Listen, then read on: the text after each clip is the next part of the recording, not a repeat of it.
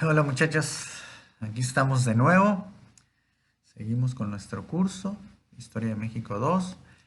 En la clase pasada, en el video pasado, hablamos de la intervención, la segunda intervención militar francesa en México y la imposición del imperio de Maximiliano de Habsburgo, ¿no?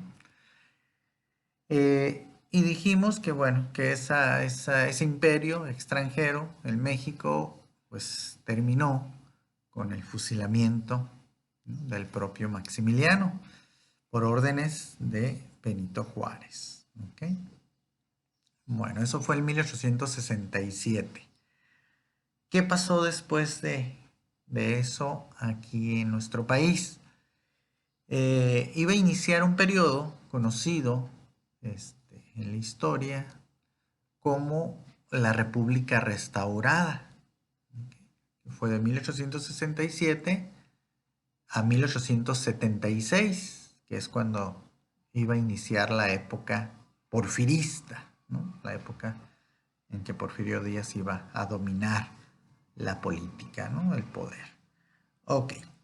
En esos 9 años de República Restaurada iba a haber dos gobiernos, ¿ok?, dos presidentes. Primero sería Benito Juárez, nuevamente, y posteriormente su amigo y liberal radical también, Sebastián Lerdo de Tejada.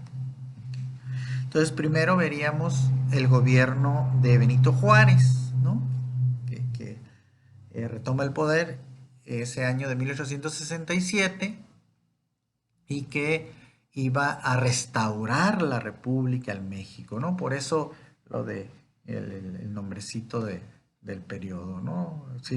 En esos 9 años se restaura la República en nuestro país, ¿no? Se deja atrás lo del imperio. Y bueno, Benito Juárez por fin iba a poder gobernar, pues conforme a la constitución que habían promulgado los liberales radicales, que fue la constitución de 1857, nuestra segunda constitución como país independiente, ¿no? Recuerden que la primera fue la de 1824, ¿no?, promulgada por Guadalupe Victoria, esta de 1857 y nuestra actual constitución, que es la de 1917, promulgada por Venustiano Carranza. Son las tres constituciones que hemos tenido. ¿Ok? Eh, y bueno, Benito Juárez, les digo, iba a gobernar ahora sí, pues a sus anchas, ¿no? Tranquilo, aplicando la Constitución, y obviamente iban a ser 4 años donde pues le iba a dar muy, muy duro a los intereses de la iglesia, ¿no?, de los conservadores, pero sobre todo a la iglesia como institución fuerte, ¿no?, de los conservadores, ¿no?, institución conservadora. Eh, ya las famosas leyes de reforma, pues también ya se habían promulgado. De hecho, pues quedaron incluidas también en la Constitución, ¿no? La esencia de esas leyes de reforma quedó en la Constitución. Eh, y bueno, estas leyes llevaban el nombre, ¿no?, de los liberales que la proponían. Por ejemplo, había una ley que se llamaba la ley La Fragua, ¿no?, por un liberal radical que se llamaba Miguel La Fragua, que él pugnaba por la libertad de expresión, ¿no? Cosa que a los conservadores no les gustaba mucho, no permitían. Cuando estaban en el poder, pues no permitían la libertad de expresión, no le gustaban las críticas, ¿no? Entonces, el gobierno de Juárez sí iba a permitir la ley La Fragua, ¿no?, la libertad de expresión. Y por supuesto que Juárez tuvo sus críticos fuertes y ni modo, tuvo que aguantar vara, ¿no? Era parte del del nuevo México que ellos querían, ¿no?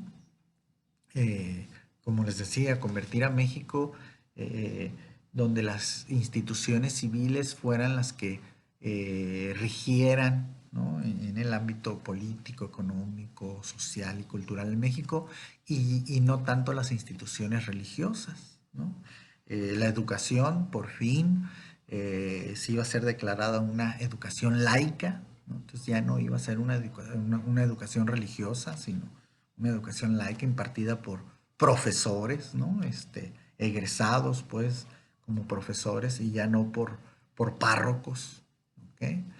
Eh, eh, la cuestión como les decía, de los cementerios, de las bodas, el registro de los nacimientos, todo eso estaba en manos de la iglesia, se lo iba a quitar el gobierno, ¿no? El gobierno se iba a encargar ya de, de llevar a cabo esa función con profesionistas en el ramo, ¿no?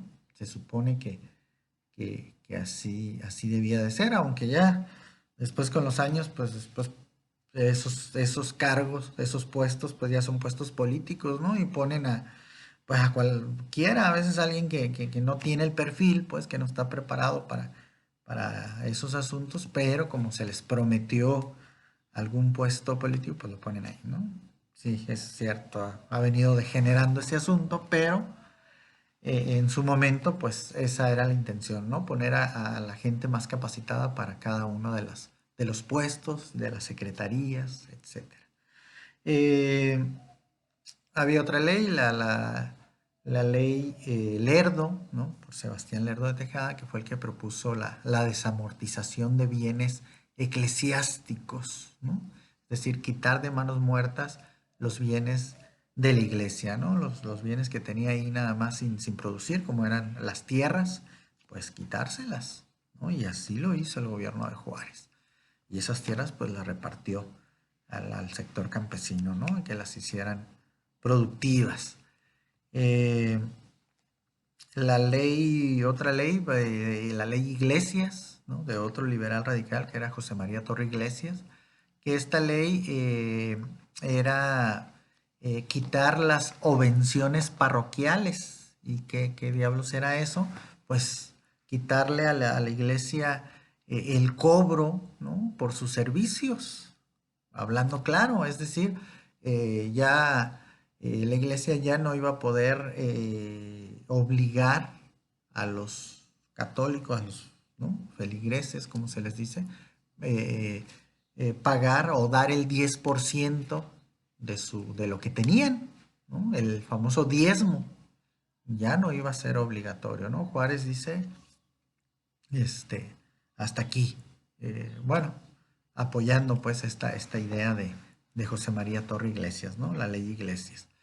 Pero no solamente iba a cambiar eso del diezmo, obviamente sigue la costumbre de que los feligreses pues dan lo que le llaman ahora limosna, ¿no? Lo que cada quien quiera aportar, ¿no? Para ayudar a su iglesia, pero ya no es el 10% obligatorio, ¿no? Es lo que cada quien. E igual, pues la iglesia cobraba por matrimonio, cobraba por las actas de defunción, todo lo que tenía a su cargo. Obviamente sigue cobrando, ¿no? Según tengo entendido, por algunos servicios que da. Eh, pero antes, en esta época, pues tenía muchos más servicios, ¿no? Que daba y pues cobraba por ellos. Entonces el gobierno de Juárez se los quitó. Y se supone que ahora lo que los servicios que sigue otorgando a la iglesia, como pues el matrimonio religioso, pues se supone que no debe haber una cuota fija, sino lo que quieran aportar los que se van a casar, ¿no? Pero a veces parece que sí cobran cuotas fijas, etcétera, ¿no? El caso es que el gobierno de Juárez le pegó muy duro como les digo, a los bienes eclesiásticos, ¿ok? Y pues obviamente la ley Juárez, ¿no? De que Benito Juárez declaró la libertad de culto, ¿no? Y que quitó también los fueros, ¿no? Eso de libertad de culto, pues ya creo que comentamos, ¿no? Que los mexicanos pudieran practicar la religión que quisieran, no solamente la católica o no practicar ninguna, ¿no? Esa libertad. Empezó con Juárez. Eh, y lo de quitar el fuero. ¿Qué es eso? El fuero es una protección, ¿no?, que tenían tanto los eclesiásticos como los militares, ¿no? Es decir, ellos no podían ser juzgados si cometían algún crimen, ¿no? Tenían fuero, eso es el fuero, están protegidos. Los, ahora sí que eran juzgados o por las leyes eclesiásticas, ¿no? Si era un eclesiástico, alguien de la iglesia, o por las leyes militares, si era un militar, le hacían juicio militar. Pero el gobierno no podía juzgar, la Constitución no entraba ahí, ¿no? Con ellos. Entonces dice Juárez, no señores, no van a tener fuero. Si cometen un crimen, van a ser juzgados también por las leyes de la Constitución y van a recibir su condena, ¿no? Ya si también son juzgados por la iglesia o por los militares, pues ya es otro asunto, pero también van a ser juzgados por el Estado, ¿no? O sea, por el gobierno. Entonces, pues eso también cambió. La justicia pues iba a ser impartida ya por juzgados civiles, ¿no? Por abogados, por jueces y ya no por la iglesia también, ¿ok? Entonces fueron cambios radicales los que hizo Benito Juárez en México durante su gobierno. Su gobierno estuvo apegado pues a la Constitución y pues él pudo cumplir sus 4 años de gobierno, no sufrió ningún golpe de estado, ¿no? Los problemas vinieron, bueno, un poco cuando Benito Juárez decide, ya en 1871, terminaban sus 4 años de gobierno, decide reelegirse. Él fue el primero, antes que Porfirio Díaz, en pensar en la reelección presidencial. Y pues la Constitución no lo prohibía. Entonces dijo Benito Juárez, pues yo quiero volver a participar en las elecciones, ser candidato, ¿no? Y si la gente pues vota por mí otra vez, pues seré otra vez su presidente. No iba a ser el único candidato. Ya Sebastián Lerdo de Tejada, su gran amigo, compadre, compañero de partido, ¿no?, o de grupo político, pues él también iba a tener sus ambiciones políticas, ¿no? Él también iba a querer ser presidente y pues y estaba bien. Entonces también le entra. Y Porfirio Díaz iba a ser la primera vez que iba a participar como candidato a la presidencia, ¿no? Los 3 liberales, ¿okay? Los conservadores estaban borrados, ¿no? El mapa estaba en la lona. Se llevan a cabo las elecciones y pues las gana Benito Juárez. Benito Juárez, ¿no? La gente vota más por Benito Juárez. En segundo lugar quedó Sebastián Lerdo de Tejada y hasta el tercer lugar quedó Porfirio Díaz, ¿no? Sin embargo, esos 4 años que se supone que tenía que gobernar,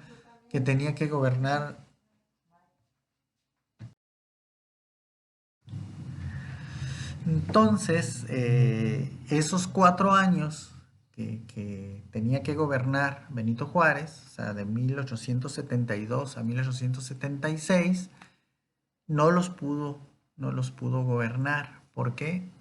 Pues porque le llegó la muerte, ¿ok? En 1872 precisamente se muere inesperadamente, ¿no? Le dio, le llamaban angina de pecho, ¿no? Fue pues un paro respiratorio fulminante,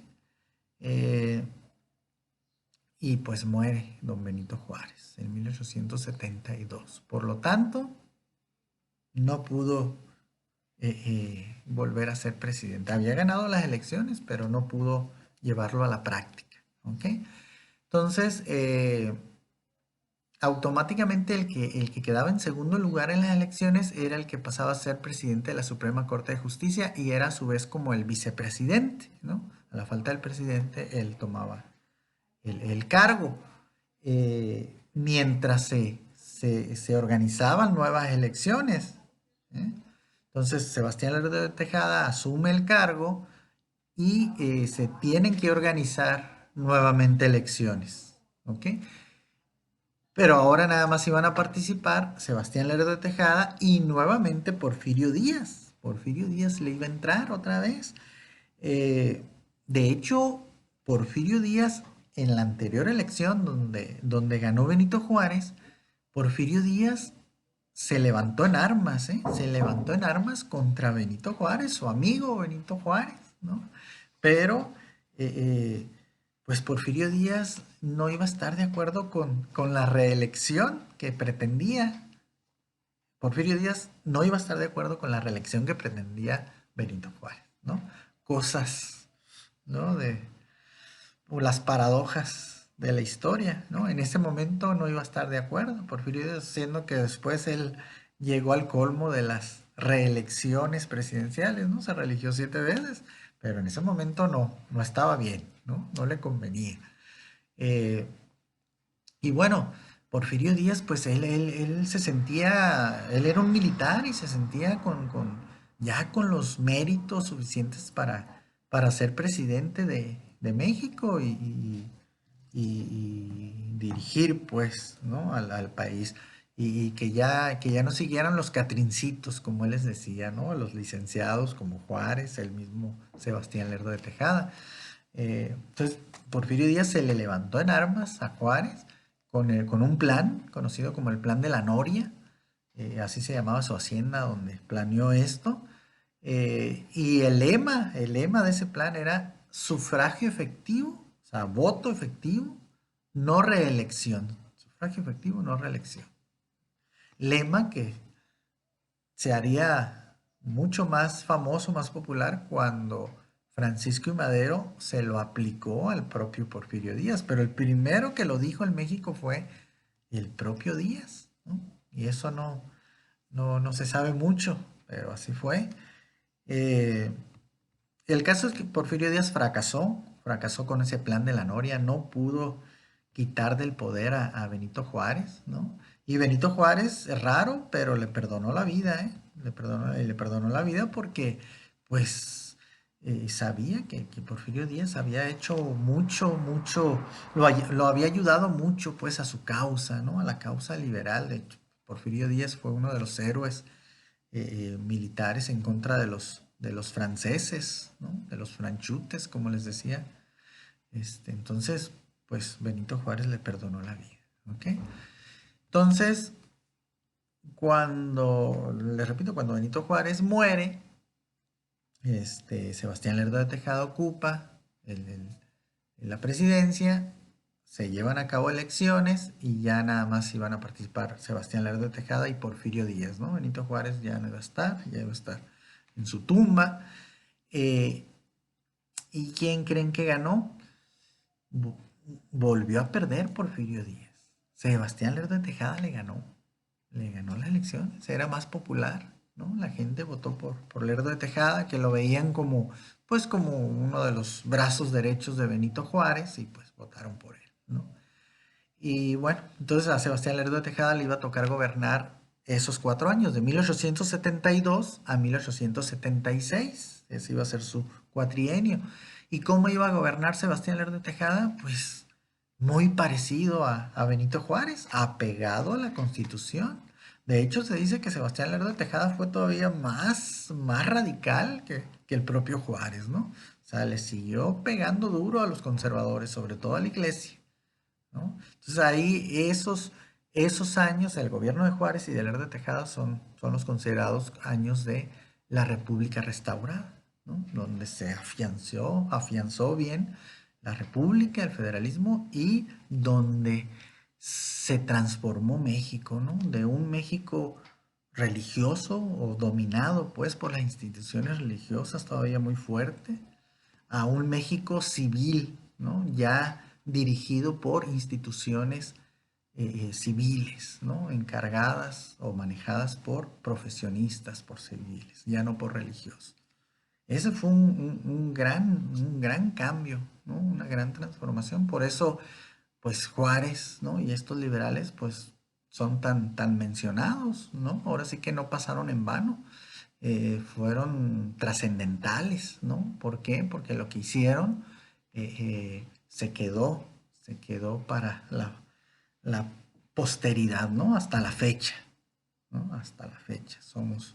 Obviamente la religión sigue, por supuesto, pero ya como eso, como religión, ya no como una institución tan poderosa en lo político, en lo económico, ¿no? En todo, ya no, ¿no? Se transformó nuestro país. Ok. Entonces, eh, Sebastián Lerdo de Tejada iba a gobernar, así muy parecido, hasta con mano más dura. ¿Qué iba a pasar cuando termina su periodo? ¿No? En 1876 termina su periodo Sebastián Lerdo de Tejada. Él decide reelegirse también, volver a participar en las elecciones para tener un periodo más como presidente, reelegirse presidencialmente. Igual que lo había hecho su gran amigo y compadre Benito Juárez. Y decir, bueno, ¿por qué yo no? Si la gente vuelve a votar por mí, pues, ¿cuál es el problema? ¿No? La Constitución lo permite, no dice nada de que esté prohibido. Entonces se pone como candidato. Y Porfirio Díaz vuelve una vez más a participar. ¿Ok? Su tercera vez. Entonces, para que vean que para Porfirio Díaz no fue fácil, no crean que nada más llegó y ya estuvo más de 30 años en el poder. No, le costó, sufrió sus derrotas, que para él eran tremendas humillaciones, así las tomaba.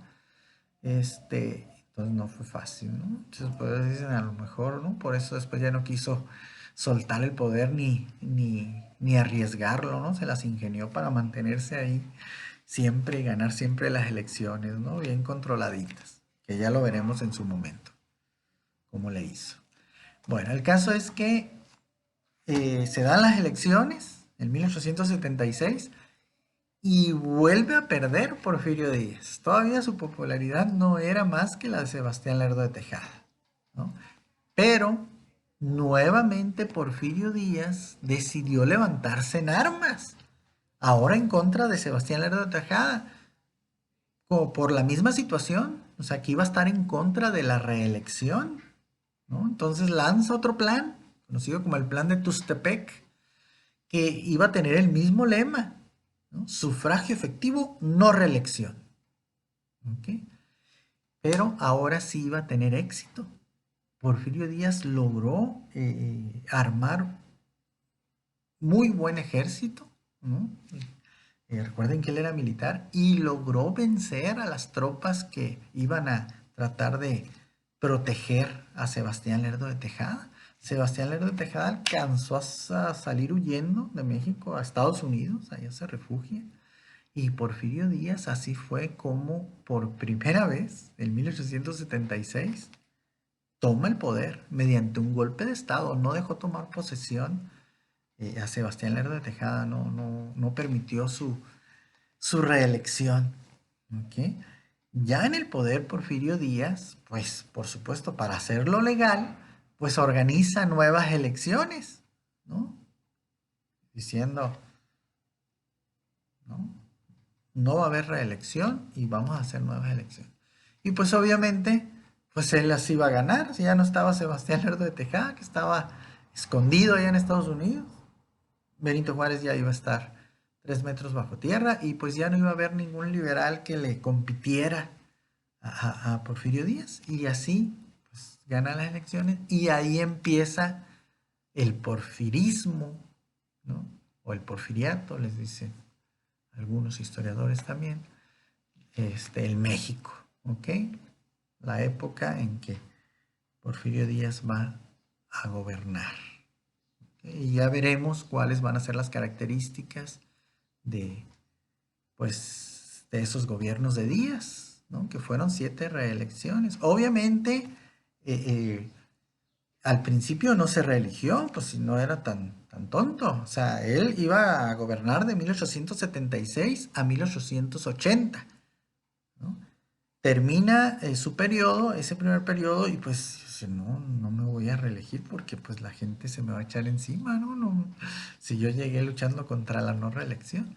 Entonces, muy astuto, decide apoyar a un compadre suyo, a otro militar, el general Manuel González. Dice, oh, compadre, no quiere ser presidente, yo te voy a apoyar. Con la idea de él gobernar tras su compadre, ¿no? Él tomar las decisiones de gobierno. Y efectivamente, ¿no? Gana las elecciones su compadre, Manuel González, y Porfirio Díaz estuvo tras el poder. Entonces, ese periodo de 1880 a 1884, legalmente Porfirio Díaz no fue el presidente, fue Manuel González. Pero muchos historiadores lo toman como parte del porfiriato porque, les repito, Porfirio Díaz era quien estaba tras el poder dirigiendo al país. ¿Okay? Y pues ya después de eso, ya en 1884, iba a decir Porfirio Díaz, pues ya puedo volver a ser candidato a la presidencia. Ya no es reelección, ya hay que pasar un periodo. Por supuesto que era reelección, no reelección continua, pero reelección, porque alguien que fue presidente y vuelve a hacerlo es reelección, ¿no? En este caso, pues no era continua, pero sí era reelección. El caso es que ya ahí a Porfirio Díaz ya le valió, ya dijo, nada, la gente ya se le olvidó un poco, ¿no? Lo que dije antes, y se lanzó, y sí, efectivamente, pues la gente votó por él. Él pues tenía controlado mediante el ejército cualquier rebeldía, ¿no? Cualquier candidato rebelde que le pudiera surgir, pues ganó las elecciones. Y de ahí para el Real.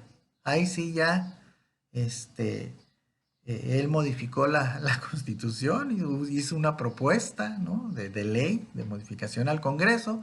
Y como el Congreso iba a estar también dominado, amenazado o convencido por Porfirio Díaz, pues iban a votar a favor de esos cambios, ¿no? Entonces ya se iba a permitir la reelección.